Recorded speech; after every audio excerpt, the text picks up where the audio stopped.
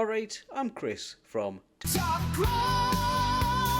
and I've somehow managed to convince Sammy and Paul that I can make a solo video talking about anime.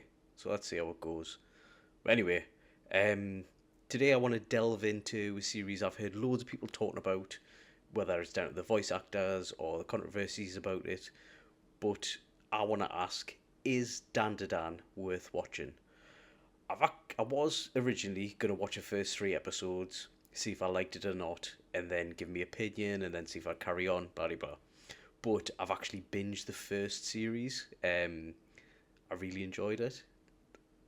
But we'll get into why later, and what actually is Dandadan. Right, for those of you who've never heard of Dandadan, let's tell you the crack. The whole thing started as a manga by Yukinobu Tatsu, who used to be an assistant for the creator of Chainsaw Man. And you can definitely see the influence. We've got an absolutely chaotic mix of aliens, ghosts, and implied penis theft. I mean, there definitely is a few penises that are stolen and balls, but I've wrote implied. Yeah, anyway. The first episode establishes our two main misfits, Momo Ayase, a girl who doesn't believe in aliens but thinks ghosts are real, and Ken Takakura, or Okurun, a loner who's the opposite. He's all about aliens but thinks ghosts are a load of shite. They make a bet to prove each other wrong, and they each send each other to a ghost hotspot and an alien hotspot. Obviously, it's an anime, and both of them are right. Both exist.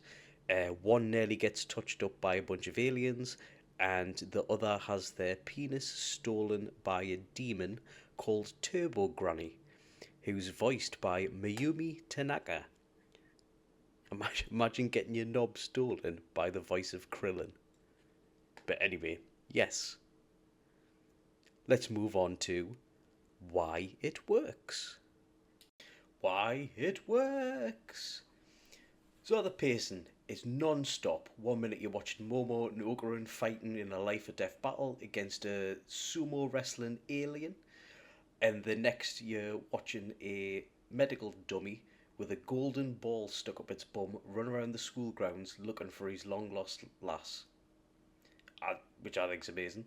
There's a constant shift of genres, whether it's horror, comedy, romance, or some kind of hectic ADHD riddled slice of life anime. The art style's spot on too. The action scenes are detailed, and the decisions that the main character take make sense in relation to the story. You never think, well, why has he done that? Or if I was in that weird position, I would probably do the same thing. But the main point is, I was never distracted by my phone when I was watching it. My eyes were glued. When I was watching at work on the sly, I never thought, I should probably get back to work. I kept thinking, I should probably watch the next episode to see what happens. All that being said, there are a couple of downsides that are important that I think I should mention. Downsides. I think it's important to talk about the things in any media that people may not be comfortable watching and give them a heads up before they go into it.